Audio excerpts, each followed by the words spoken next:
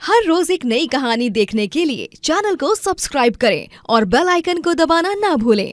हेमंतपुर नामक एक गांव में भानु पानीपुरी वाला कहकर एक पानीपुरी वाला रहता है, जिसके हाथ की बनी स्वादिष्ट पानीपुरी के सभी बहुत बड़े फैन होते हैं। आइए आइए, पानी पूरी खाइए। कुरकुरी, स्वादिष्ट और जायकेदार पानी पूरी एक बार खाओगे तो बार बार आओगे। आइए आइए आइए। अरे वाह वाह भानु भाई साहब, क्या पानी पूरी बनाते हो यार। ये पानी पूरी नहीं, स्वर्ग है स्वर्ग। इसे खाकर तो दिन ही बन जाता है। मजा ही आ गया। बहुत बहुत धन्यवाद। धन्यवाद तो मुझे आप जैसे ग्राहकों का करना चाहिए, जो इतने प्यार से और इतने चाव से मेरे ठेले की पानी पूरी खाते हैं। धन्यवाद आप सभी का। भानु अपनी स्पेशल तरह तरह के फ्लेवर्स वाली पानीपुरी के लिए भी काफी जाना जाता है और गांव वाले उसके ठेले के पास ही पानीपुरी खाने आते हैं। उस गांव में एक पानीपुरी वाली होती है जिसका नाम गुल्लो होता है। गुल्लो को भानु से बहुत जलन होती है क्योंकि गुल्लो के पानीपुरी ठेले पर ज्यादा ग्राहक नहीं आया करते हैं। हाँ, जिसे देखो बस उस भानु के पानीपुरी ठेले के पानीपुरी ही खाने जाता रहता है, जैसे कि मैं तो पानीपुरी में पत्थर मिलाकर बेचती हूँ। कभी मेरे भी ठेले पर नजर फेर लिया करो बुज़दिल गांव वालों। मैं तो परेशान हो गई हूँ सच में। अगर ऐसा ही चलता रहा तो मुझे तो ये गांव छोड़कर जाना होगा। भानु पानीपुरी वाला अपनी बीवी रमा और छोटी बेटी अवनी के साथ रहता है। वो रोज सुबह जल्दी उठकर पानीपुरी की तैयारियां करता है और अपनी बेटी अवनी को स्कूल छोड़कर सीधे पानीपुरी बेचने जाता है। एक दिन जिस जगह पर भानु रोजाना पानीपुरी बेचता है, उस जगह पर एक गाड़ी आती है जिसमें से एक बॉडीगार्ड बाहर निकलता है और वो चलकर सीधे भानु के पास आता है। नमस्ते पहलवान भाई साहब, बताइए कौन से फ्लेवर वाली पानीपुरी खाइएगा आप। यहाँ हर तरह की पानीपुरी मिलती है। अबे चपड़गंजो, मुझे कोई पानीपुरी नहीं खानी है। मैं तुझे यहाँ चेतावनी देने आया हूँ कि इस जगह को मेरे बॉस महेश मित्तल ने खरीद लिया है और यहाँ अगले 2 दिनों के बाद शॉपिंग मॉल बनने का काम शुरू होगा। इसलिए तुम्हें ये जगह 2 दिनों में छोड़नी होगी और अपने इस 2 टके के पानीपुरी ठेले को कहीं और लगाना होगा, समझे? लेकिन साहब, मैं ठहरा एक गरीब आदमी, और आपको तो पता ही है कि गांव में कहीं भी ठेला लगाने नहीं देते हैं लोग। ठेला लगाने के लिए भी किराया देना पड़ता है। हाँ तो हर जगह क्या तुम्हारे पिताजी की है क्या बे लल्लू? मुझे कुछ नहीं पता। आगामी 2 दिनों के अंदर तू अपना बंदोबस्त कहीं और कर ले। चलो रे, आगे के ठेले वालों को भी बोलना है। वो बॉडीगार्ड गुल्लो को भी वहां से जाने के लिए कहता है। अब भानु बहुत चिंताग्रस्त हो जाता है। पानीपुरी ठेला ही उसकी कमाई का एक साधन था। वो घर जाकर रमा को सब बताता है, जिसके बाद हे भगवान, ये तो बहुत ही गलत हुआ है। अब हम क्या करेंगे? अवनी के पापा 2 दिनों में कहाँ लगाएंगे आप पानीपुरी का ठेला?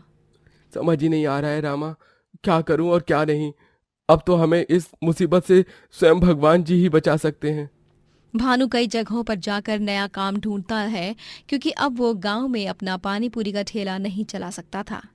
अरे भानु, अगर कहीं नौकरी नहीं मिल रही है तो मिल में जाकर ढूंढ लो। तुम्हें मिल में नौकरी जरूर मिलेगी। ठीक है सुधीर भैया, धन्यवाद। भानु कई सारे मिल्स में भी जाकर नौकरी की तलाश करता है, लेकिन अफसोस उसे वहां पर भी नौकरी नहीं मिलती। मन छोटा करके भानु साँझ होते ही चलता है इधर उधर, अपने घर लौटता है फिर उसके बाद, और अपने पति का उतरा हुआ उदास चेहरा देखकर रमा को बहुत बुरा लगता है। रात में जब सब सो रहे होते हैं तभी रमा और भानु को अपनी पड़ोसन सुमन की चिल्लाहट सुनाई देती है। सुमन का पति शहर में ऑटो रिक्शा चलाता है और वो गांव में अकेली अपने 2 साल के बच्चे के साथ रहती है। उसकी सास का हाल ही में देहांत हुआ होता है। बचाओ बचाओ, मुझे कोई है, मेरा बच्चा बचाओ। अवनी के पापा, ये तो सुमन भाभी की आवाज है।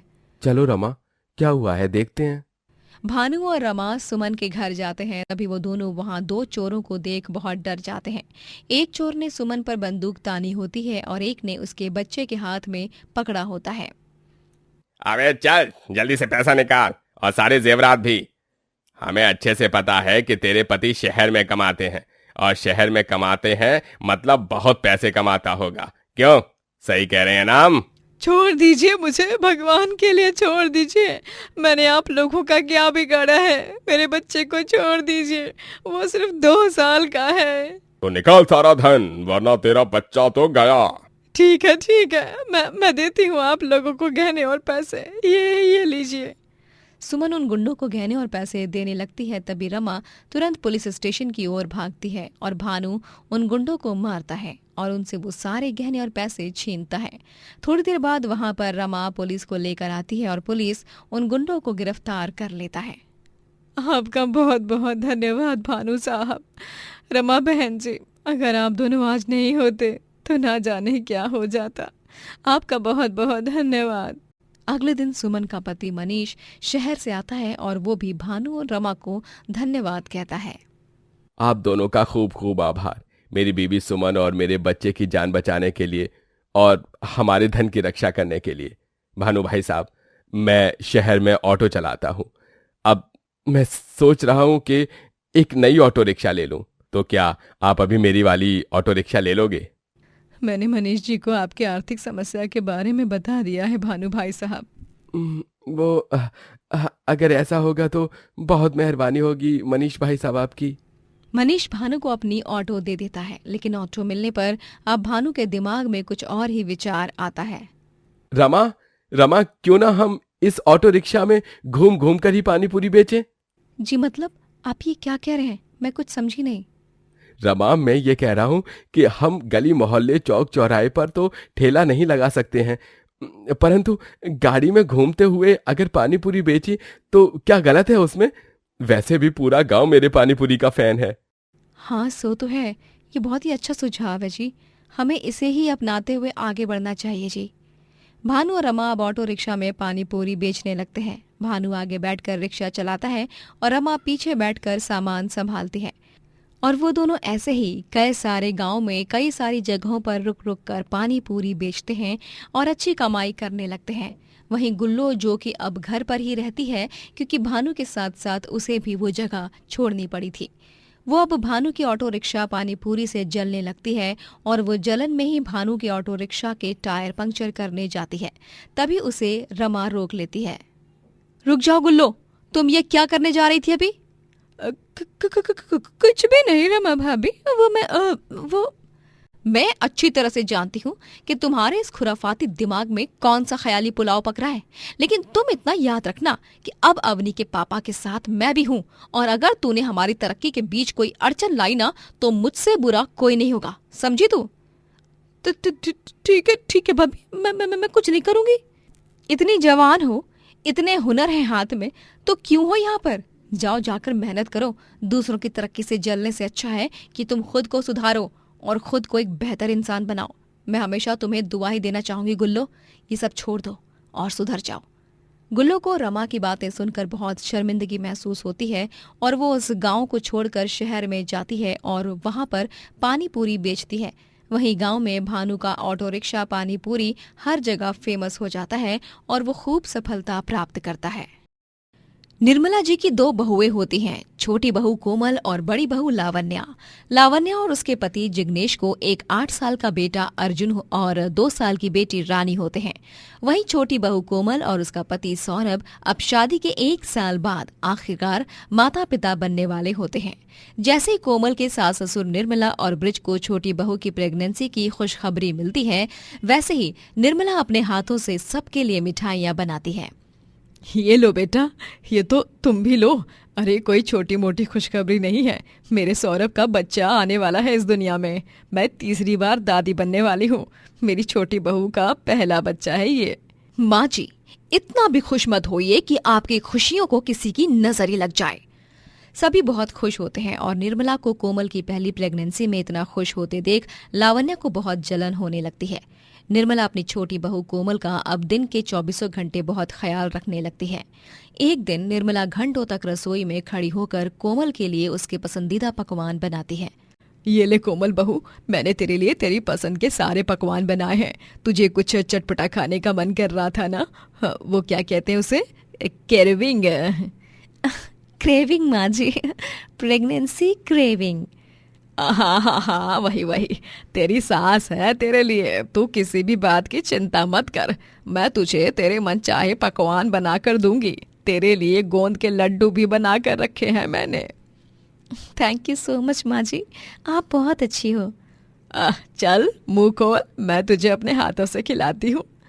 निर्मला कोमल को अपने हाथों से खाना खिलाती है और ये दृश्य देखकर लावण्या के सीने में और आग लगती है। मेरी पहली प्रेगनेंसी के टाइम पर तो माँ जी ने इतना कुछ नहीं किया, और ये देखो अपनी छोटी बहू की कितनी खातिरदारी कर रही हैं, जैसे कि ये इनकी अपनी सगी बेटी हो। लावण्या गुस्से में जाकर गोंद के लड्डुओं में मिर्च पाउडर मिला देती है, और जब कोमल उन लड्डुओं को खाती है तभी उसकी जान निकल जाती है। आ, आ, नहीं, ये तो बहुत ही ज्यादा स्पाइसी है, मर गई। हे भगवान कोमल, ये लो पानी पियो। पानी पीने के बाद कोमल शांत हो जाती है। कोमल बहू, तू ठीक तो है ना? हाँ माँ जी। अरे क्या करती हो निर्मला तुम भी? अरे लड्डुओं में भी कोई मिर्च डालता है क्या भला? अगर कुछ कम ज्यादा हो जाता तो? माँ प्लीज ध्यान रखा कीजिए, ये कोमल और मेरा पहला बच्चा है। लावण्या भाभी, आप भी प्लीज थोड़ा ध्यान दिया कीजिए ना। जी देवर जी। माफ कर दे बहू, मुझे नहीं पता ये सब कैसे हुआ। मैंने तो लड्डुओं में मिर्च नहीं मिलाई थी, फिर भी। अरे अब जो हुआ सो हुआ, अब अगली बार से ध्यान रखिए माँ। मेरे होते हुए कुछ भी सही नहीं होगा। बहुत जगत माता बन रही हो ना माँ जी। आपने जिस तरह से भेदभाव किया है ना मुझ में और इस कोमल में, मैं भूलूंगी नहीं, और मैं ऐसे ही आप दोनों के बीच फूट डालती रहूंगी। निर्मला अगले दिन कोमल के लिए मंदिर से धागा लाती है। ये धागा नहीं, ये पंडित जी का आशीर्वाद है, तेरे लिए भी और आने वाले बच्चे के लिए भी। तू ये धागा पहन ले बहू, ठीक है? ठीक है माँ जी। माँ जी, मुझे उल्टी आ रही है सुबह से, मेरे लिए आज नॉर्मल खिचड़ी ही बना दो। हाँ हाँ ठीक है बहू। लावण्या निर्मला के जाने के बाद उस धागे को एक धार वाले धागे से बदल देती है, और जब कोमल उस धागे को अपने हाथ में बांधने जाती है तभी उसे पकड़कर ही उसके हाथ से खून बहने लगता है। आ! मेरा हाथ! इस कारण फिर से सभी निर्मला को गुस्सा करते हैं। माँ सीरियसली हद होती है। गॉड फॉरबिड, अगर कोमल ये तेज धार वाला धागा अपनी कलाई पर बांधती तो न जाने क्या हो जाता।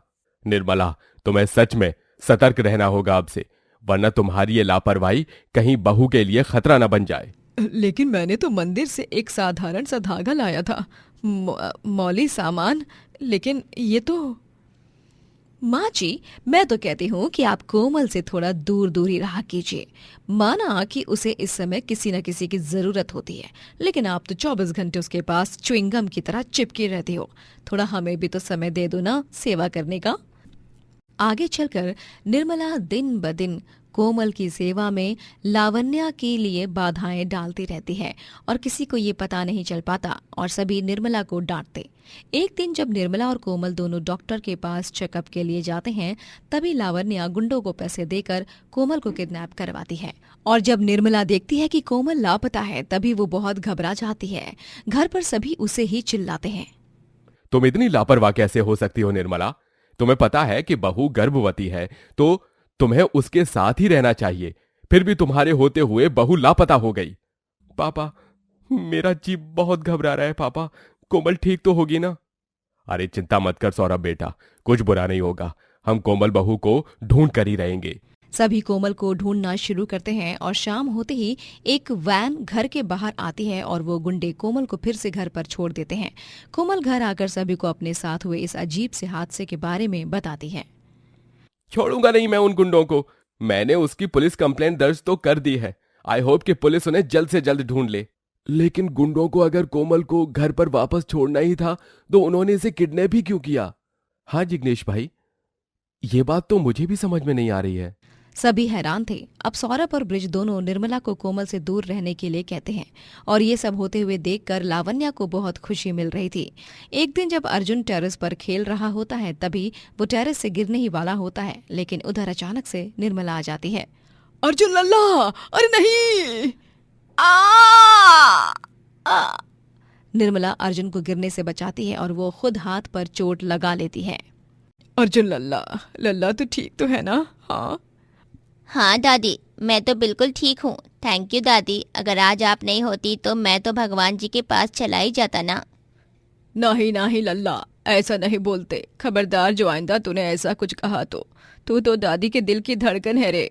भले ही रानी और चाची का आने वाला बच्चा भी मेरे पोता पोती हो, लेकिन तू तो मेरा सबसे लाडला पोता है, क्योंकि तू मेरा पहला पोता है और दादी तुझसे बहुत प्यार करती है। और मैं भी आपसे बहुत प्यार करता हूँ दादी, आप वर्ल्ड की बेस्ट दादी हो। निर्मला को अपने बेटे अर्जुन की जान बचाकर उसे इतना प्यार और स्नेह देते देख लावण्या की आंखें नम हो जाती हैं और उसे अपनी गलतियों का एक पल में पछतावा होने लगता है। शायद मैं ही गलत थी जो माँ जी को समझ ना पाई।